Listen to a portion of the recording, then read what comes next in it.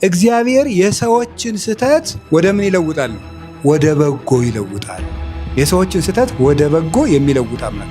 የቶማስን አለመኖር ክርስቶስ የትንሣኤው ብርሃን በቤተ ክርስቲያን ውስጥ እንደ ፀሐይ እንዲበራ መገለጫ አደረገ። እንዴው ክርስቶስ አልዓዛርን አንስቶታል? አላስነሳውም? አንስቶታል። የመበለቲቱን ልጅ አላስነሳውም? አንስቶታል። ድውይ አልፈወሰም? ፈውሷል። እና እንዴት ቢነሳም ችግር ይሄ እንኳን ከባድ አይነት ነገር ተፈጥሮበትም ከሃዲነት፣ ተንኮለኛነት፣ ብልጣብልጥነት ክርስቶስ አይወድም። ፍጹም ከሃዲነትና አማኝ ሰው አንዳንድ ጊዜ የሚነሳበት ጥርጥር የተለያዩ ናቸው። ቅዱስ ቶማስ በመጀመሪያው ቀን ጌታ ለቅዱሳን ሐዋርያት በተዘጋ ቤት ውስጥ ገብቶ ሰላም ሲሰጣቸው አልነበረም። የት ሄዶ ነው አናውቅም። አልነበረም ነው እንጂ ከእነንትና መንደር ሄዷል የሚል መጽሐፍ ቅዱስ ስላልተናገረ ያልተናገረውን አንተርክም። የለም ነበር። ብዙ ሊቃውንት ብዙ ሐሳብ ይሰጣሉ። ዞሮ ዞሮ ግን ፍርሃት ነው መልሱ። የክርስቶስ ደቀ መዝሙር ስለሆነ በዚያ ጊዜ አንዱም አይሁድን ፈርቶ በየሰርቻው ስለሚሸሸግ በአንዱ ጉራንጉር ተሸሽጎ ይሆናል ነው እንግዲህ። በዚያ ተሸሽጎ አልነበረም። በኋላ በተዘጋ ቤት ውስጥ ጌታ ለቅዱሳን ሐዋርያት የትንሣኤ ዕለት ገብቶ ሰላም ሰጣቸው። እፍ ብሎ መንፈስ ቅዱስን አደላቸው። የዚያ ጊዜ ቶማስ አልነበረም። ቅዱስ ቄርሎስ አንድ ጥያቄ ይጠይቃል። ቶማስ መንፈስ ቅዱስን ተቀብሏል? አልተቀበለም? ለሐዋርያት መንፈስ ቅዱስ ሲወርድ በኋላ በበዓለ ሃምሳ ነበር። ግን ጌታ የትንሣኤ ዕለት እፍ ብሎ የሰጣቸው መንፈስ ቅዱስን ተቀበሉ፣ ንስኡ መንፈሰ ቅዱሰ ብሎ እፍ ብሎባቸዋል። ያቺ አመለጠችው አይደለ? ያቺ ካመለጠችው እንዴት ከሐዋርያትስ እኩል ሐዋርያ ሊሆን ይችላል ብሎ ቅዱስ ቄርሎስ ይጠይቅና የለም አልቀረበትም። ምክንያቱ ክርስቶስ በሐዋርያነት የመረጠውን ቢኖርም ባይኖርም ጸጋውን አይከለክለውምና ፈርቶ እንጂ ልቡ ቅንና በሃይማኖቱ የጸና እንደሆነ እግዚአብሔር ያውቀዋል ልቡን። ለዚሁም ማስረጃ የሚያደርገው ቅዱስ ቄርሎስ ሙሴን እግዚአብሔር ከእስራኤል ወገን 70 ሰዎችን ምረጥና በእነሱ ላይ መንፈስ አሳድርባቸዋለሁ፣ እነሱም እስራኤልን ስታስተዳድር በመሪነት ያግዙሃል ብሎት ነበር እግዚአብሔር ሙሴን በብሉይ ኪዳን። 70 ሰዎችን ምረጥና ከ12ቱ ነገደ እስራኤል ማለት ነው፣ እነሱን መንፈስ ቅዱስን አሳድርባቸዋለሁ፣ አንተንም በአስተዳደር ያግዙሃል አለው። ሙሴ ሲመርጥ 72 መጡበት ሰዎቹ። አይ እናንተ ትርፍ ናችሁ ብሎ 2ቱን ትቷቸው ሄደ ታች። በኋላ እግዚአብሔር 70ዎቹን ሰዎች ይዞ ሙሴ ወደ እግዚአብሔር ሲቀርብ ለ70ዎቹ ሰዎች ጸጋን ሲያሳድርባቸው እታች ያሉት ተርፈው የቀሩት 2ቱ ከ70ው ጋር ስለተመረጡ ብቻ ምን አደረባቸው? የመንፈስ ቅዱስ ጸጋ አደረባቸው ይላል። እላይ ያሉት ብቻ ነው የተጠሩት። ግን እነሱም ድንገት ተቆጥረው ስለነበረ ቁጥራቸው ከ70ው ጋር ስለነበረ የ70ውን ጸጋ ታች ነው አገኙ። እንዲያውም አንድ ብላቴና ሄዶ አንድም ኢያሱ ነው ይላሉ፣ አንድም ያልታወቀ ብላቴና ይላሉ ሊቃውንቱ። ኢያሱ ነው ግን አረ እነዚህ ታች የተውካቸው ሰዎች ትንቢት እየተናገሩ ነው አለው ሄዶ ለሙሴ። እንዴ ለአእላፈ እስራኤል ሁሉ ማን ጸጋ በሰጠልኝና ትንቢት በተናገሩ? እግዚአብሔር ጸጋ ቢያድላቸውና ቢናገሩ እኔ ምን ቤት ነኝ አለ ሙሴ።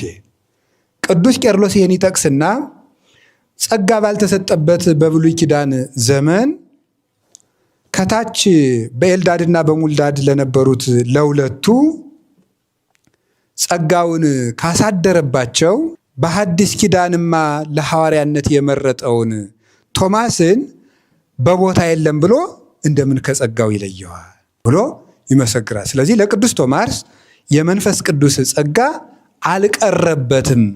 ማረጋገጫው ደግሞ ዛሬ ተፈጽሞለታል ማለት ነው። እንግዲህ ቶማስ ምን ሲያረግ ሰንብቷል?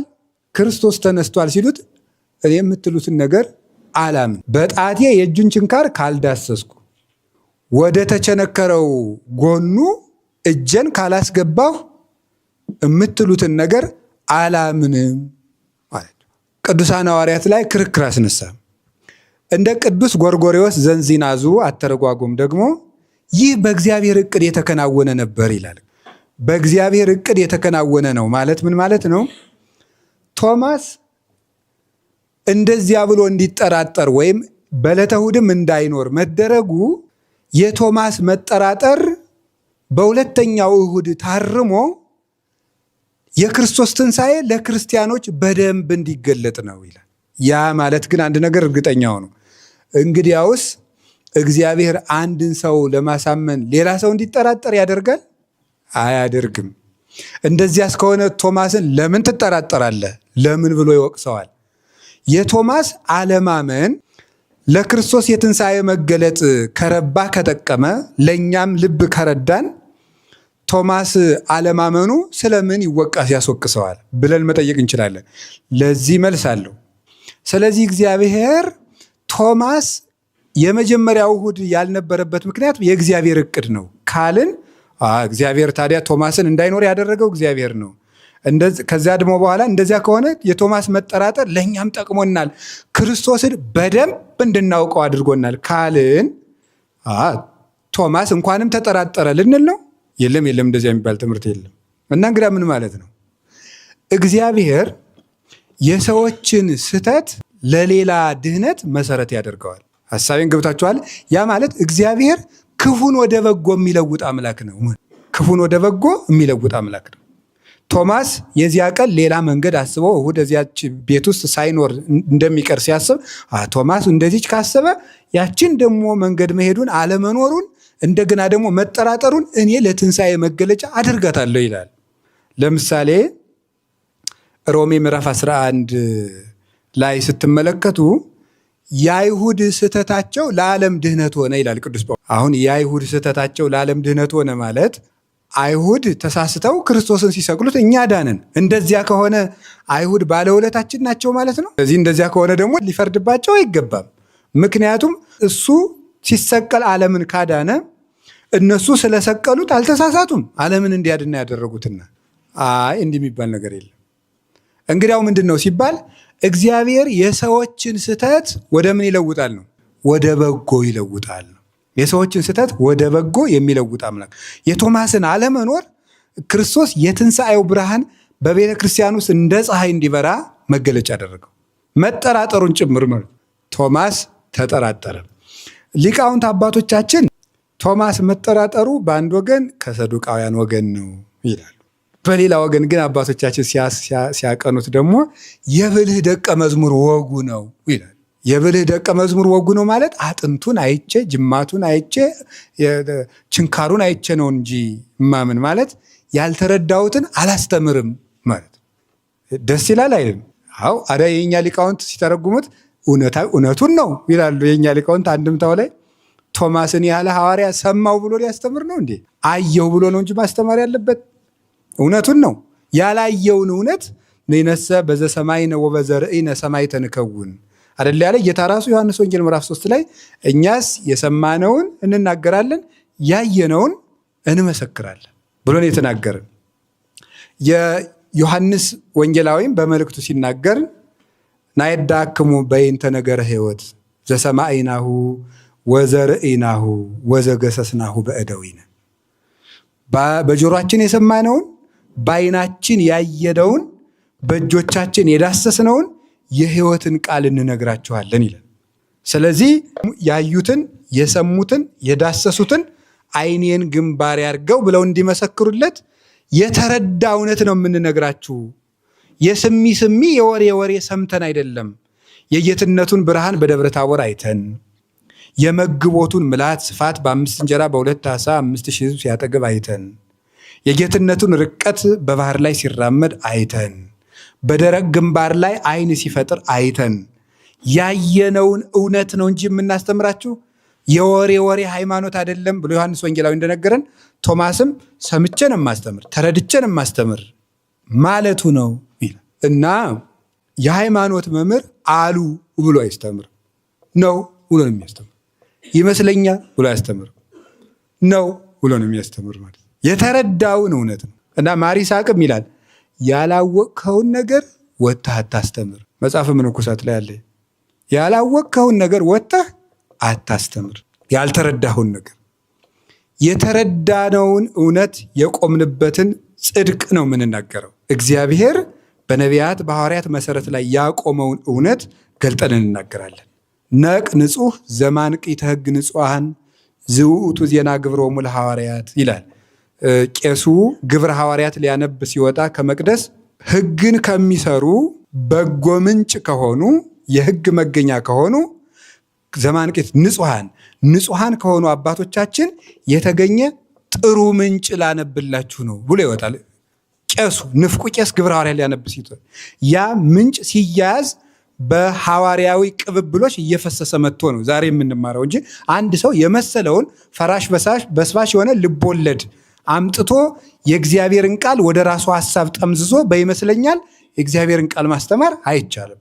እንደ ቶማስ አይቶ ነው እንጂ ቢሆን በቅቶ አይቶ ነው እንጂ እንደ ቅዱስ ቄርሎስ እንደ ቶማስ በቅቶ ክርስቶስን አየሁት፣ ዳሰስኩት፣ ቀመስኩት ብሎ ያስተምሯል እንጂ እንዲያው ሁልጊዜ አሉ ማለት ማለት ነው።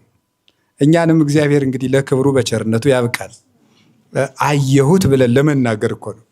አየሁት፣ ሰማው፣ ክርስቶስን አውቀዋለሁ። ነገራችሁ ላይ ምን መሰላችሁ? ሳይበቁ ማስተማርና በቅቶ ማስተማር ወጥን በልቶ እንደ መጥገብና እንደ ማሽተት ያለ ልዩነት ሳይሆን አይቀርም ነው እዚህ ላይ። ምክንያቱም መጠኑን ለማወቅ እኔ መብቃት አለብኝ። ስላልበቃው መጠኑ ምን ያህል እንደሆነ ማወቅ አልችልም። ሲመስለኝ ግን ወጥ እየሸተተው አቤት ሲጣፍጥ የሚል ሰውና ግጥም አድርጎ በልቶ አቤት ሲጣፍጥ የሚልን ያህል ልዩነት ያለው ይመስለኛል። በቅቶ ማስተማር ግን በቅድስና ተጠቅሞ ማስተማር በጣም እንዲያው አንድ ሰው ከመምህር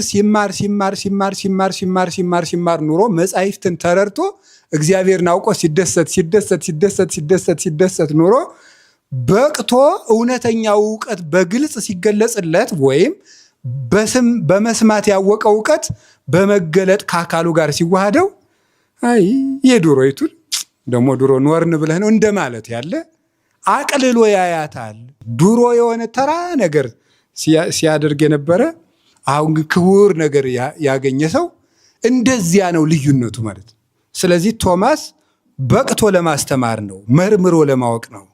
እኔማ ያልተረዳሁትን አልናገርም ለማለት ነው ይላሉ። አንድም ደግሞ ተጠራጥሮ ነው።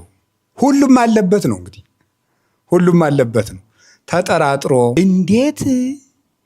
እንዴው ክርስቶስ አልዓዛርን አንስቶታል አላስነሳውም? አንስቶታል። የመበለቲቱን ልጅ አላስነሳውም? አንስቶታል። ድውይ አልፈወሰም? ፈውሷል።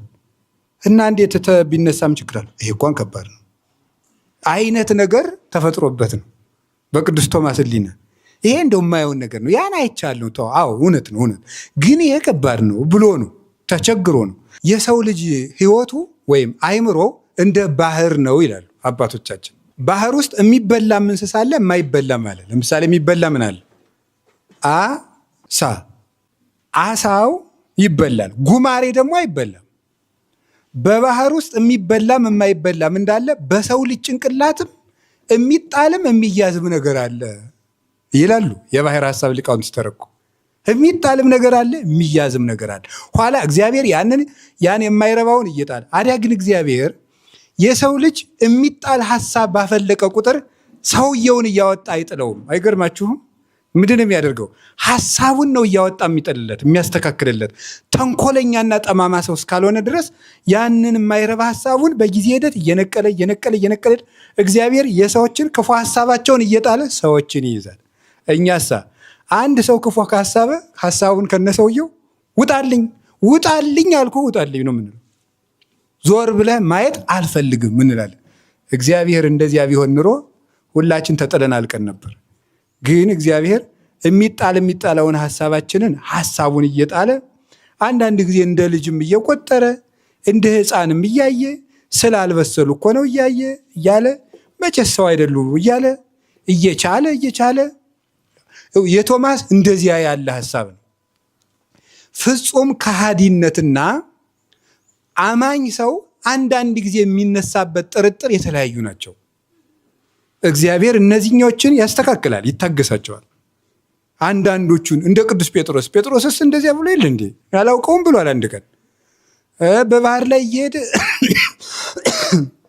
ለሚያምን ሁሉ ይቻላል ተብሎ ሲያበቃ ተነግሮት በባህር ላይ ሲሄድ ግን ጌታ በባህር ላይ ሲሄድ ሲያየው እኔም ልምጣ አለ። ና አለው። ትንሽ እርመድ እንዳለ ይህ ነገር ጎበዝ አጉል ነው የባስ የወደኩ እንደው ምናምን የምትል ነገር ገባችበት። እሷ ስትገባበት አሁን እግዚአብሔር ኢየሱስ ክርስቶስ እንደ ሰው ያለ አይደለም። ሰው ቢሆን ስንት ቀን ነው እኔን የምትጠረጥረኝ ብሎ እዚያው ገፍቶ ይጥለው ነበር። ጌታ ግን አንተ እምነት የጎደለ ለምንድን ነው የምትጠረጥር ብሎ እጁን ይዞ መዘዝ አድርጎ አወጣው።